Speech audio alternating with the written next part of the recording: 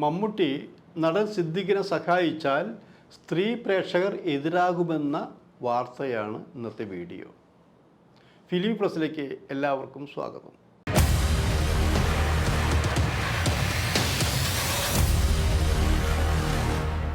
ഇപ്പോൾ നടന്നുകൊണ്ടിരിക്കുന്ന ഈ കേസുകളിൽ അധികമാരും വലിയ ശ്രദ്ധിക്കാത്ത, ചർച്ച ചെയ്യപ്പെടാത്തൊരു കേസാണ് സിദ്ദിഖിൻ്റേത്.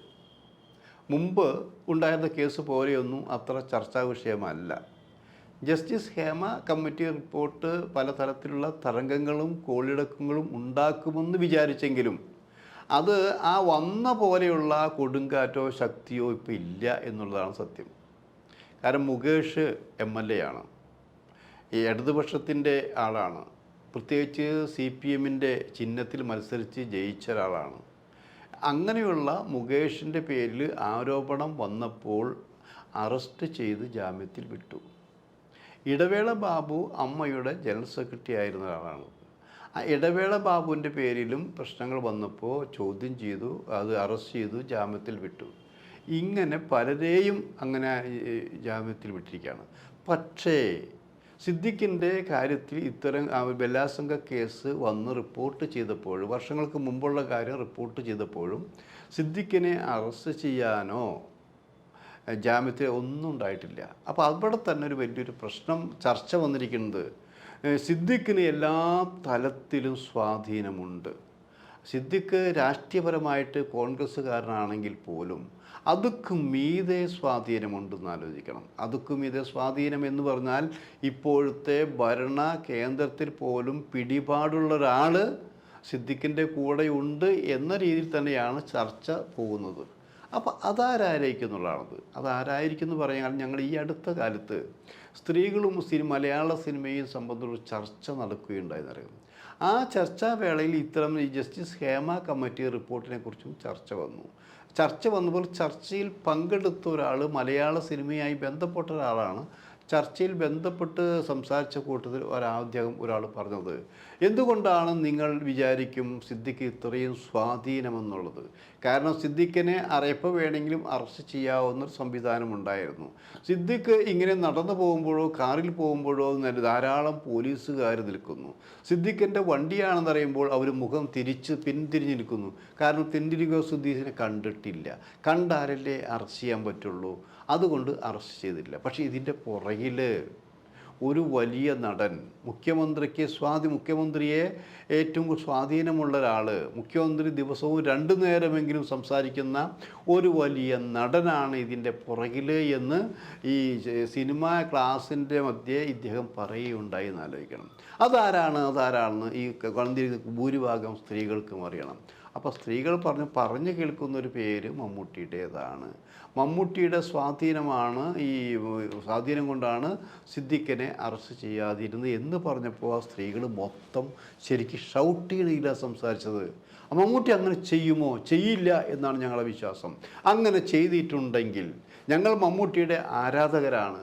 മമ്മൂട്ടിയുടെ സിനിമ പല പ്രാവശ്യം കാണുന്നവരാണ്. മമ്മൂട്ടി അങ്ങനെ ഈ സ്ത്രീവിരുദ്ധ നിലപാട് എടുത്തിട്ടുണ്ടെങ്കിൽ മമ്മൂട്ടിയുടെ സിനിമ ഞങ്ങൾ ബഹിഷ്കരിക്കും, കാണില്ല, കാണുന്നവരെ നിരുത്സാഹപ്പെടുത്തുമെന്നാണ് സ്ത്രീകൾ പറഞ്ഞത്. പക്ഷേ അവിടെ ആ ചർച്ചയുടെ കൂട്ടത്തിൽ ഉണ്ടായ ഒരാൾ തന്നെയാണ് ഞാൻ. എന്നെ പോലും ഞെട്ടിക്കുന്ന തലത്തിലാണ് സ്ത്രീകൾ അങ്ങനെ ചാടി എണീറ്റത്. കാരണം ഈ സിദ്ദിഖിൻ്റെ ഈ കേസ് ഒരു നമ്മൾ ഫ്രീസറിൽ വെക്കുന്ന പോലെയാണ് ഇപ്പോഴത്തെ അവസ്ഥ. കാരണം സുപ്രീം കോടതിയിൽ പോയി ഇങ്ങനെ മുൻകൂർ ജാമ്യം നീട്ടി അവസാനം 2-3 പ്രാവശ്യം നീട്ടി കൊണ്ടുപോയിരിക്കുകയാണെന്ന് ആലോചിക്കണം. അപ്പോൾ അത് അങ്ങനെ ഒരു ഫ്രീസറിൽ വെച്ച് പോലുള്ളൊരു അനുഭവം ഉണ്ടാകുമ്പോൾ ആ കേസ് സത്യത്തിലൊരു തണുത്ത് മരവിച്ച് ഒന്നുമല്ലാത്തിലേക്ക് പോയിക്കൊണ്ടിരിക്കുന്ന സാഹചര്യത്തിലാണ് ഇങ്ങനെ സ്ത്രീകൾ ഇങ്ങനെ ചാടി എണീറ്റ് പറഞ്ഞത്. അപ്പോൾ അന്വേഷിച്ചപ്പോൾ സ്ത്രീകൾ ഈ കേസ് ഇല്ലാതാക്കിയിട്ടില്ല. കാരണം എന്താ, മുമ്പുണ്ടായിരുന്ന എത്ര വർഷം മുമ്പ് എന്ന് പറഞ്ഞാലും എത്ര വർഷമായാലും ഈ സംഭവം നടന്നിട്ടുണ്ടല്ലോ. നടന്നിട്ടുള്ളതെന്ന് വെച്ചാൽ ഒരു സ്ത്രീയും പുരുഷനും തമ്മിലുള്ളൊരു സംഗമവേദി മാത്രമായിരുന്നില്ലല്ലോ, ബലാത്കാരം ചെയ്തിട്ടല്ലേ, വളരെ ബ്രൂട്ടൽ ആയ രീതിയിലല്ലേ എന്നൊക്കെയാണ് വാർത്തകൾ വന്നിരിക്കുന്നത്. അവിടെ ആ സ്ത്രീ വെച്ചാൽ സ്വാധീനമില്ലാത്തൊരു സ്ത്രീയായി യുവതിയാണെന്ന് ആലോചിക്കണം. ആ സ്വാധീനമില്ലാത്തൊരു യുവതി തനിക്ക് ഇപ്പോൾ തുറന്നു പറഞ്ഞിരിക്കുന്നത്, ഇപ്പോൾ തുറന്നു പറയാനുള്ള ശക്തി കിട്ടിയിരിക്കുന്നു, അതിന് നിയമങ്ങൾ വന്നിരിക്കുന്നു, ജസ്റ്റിസ് ഹേമ കമ്മിറ്റി വന്നിരിക്കുന്നു, ചോദിക്കാനും പറയാനും ആളുണ്ടായിരിക്കുന്നു. അങ്ങനെയുള്ള അവസരത്തിൽ കുറേ പേര് തങ്ങൾക്കുണ്ടായ അനുഭവങ്ങൾ തുറന്നു പറഞ്ഞിരിക്കുന്നു. അങ്ങനെ അനുഭവങ്ങൾ തുറന്നു പറഞ്ഞതുകൊണ്ട് പല രീതിയിലും ഭീഷണി ഉണ്ടാവാം. ആ കേസ് ഇല്ലാതാക്കാൻ നോക്കും.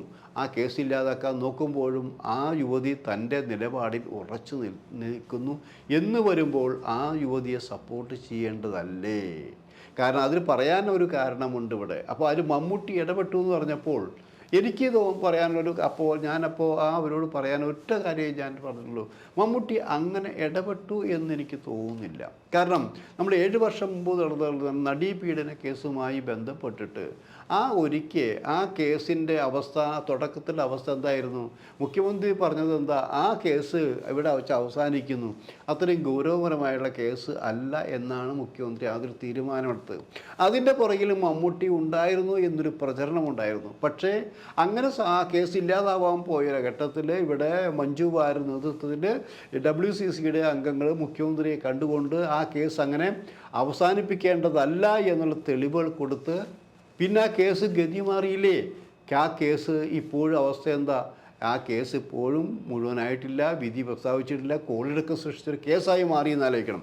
എന്നതുപോലെ ഈ സിദ്ദിഖ് ഈ യുവതിയുടെ കേസുമായി ആ ബലാത്സംഗ കേസ് ഒന്നുമില്ലാതെ പോവുകയാണെങ്കിൽ അതിൽ ആരെങ്കിലും ഇടപെട്ടിട്ടുണ്ടെങ്കിൽ അതിന് സ്ത്രീകൾ വളരെ ഭൂരിപക്ഷം പേരും വന്നിരിക്കുന്നു. അതിന് മമ്മൂട്ടി കാരണക്കാരനായതെങ്കിൽ മമ്മൂട്ടിയുടെ സിനിമകൾ ബഹിഷ്കരിക്കാൻ വരെ അവർ തീരുമാനമെടുത്തു എന്ന് പറയുമ്പോൾ അതിലെത്രമാത്രം ശരിയുണ്ട് എന്ന് ചോദിക്കാൻ ഞാൻ ഈ ഒരു ഉദാഹരണം കൂടി ഇത് അവസാനിപ്പിക്കാൻ ഉദ്ദേശിക്കുന്നു.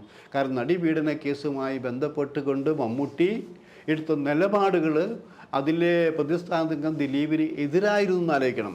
ആ എതിരായതിൻ്റെ പേരിൽ മമ്മൂട്ടി കുറേ വെള്ളം കുടിച്ചു, വിഷമിച്ചു എന്നാലോചിക്കണം. അപ്പം അങ്ങനെയുള്ള മമ്മൂട്ടി ഇവിടെ സിദ്ദിഖിനെ സഹായിക്കാൻ നിൽക്കുമോ എന്നുള്ള ചോദ്യമാണ് എനിക്ക് ചോദിക്കാനുള്ളത്.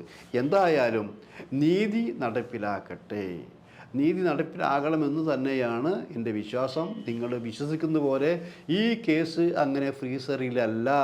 സുപ്രീം കോടതിയുടെ തീരുമാനത്തിന് വേണ്ടി കാത്തു നിൽക്കുന്നു. നമുക്കും കാത്തു നിൽക്കാം. നിയമം നിയമത്തിൻ്റെ വഴിക്ക് നടക്കട്ടെ, അല്ലേ?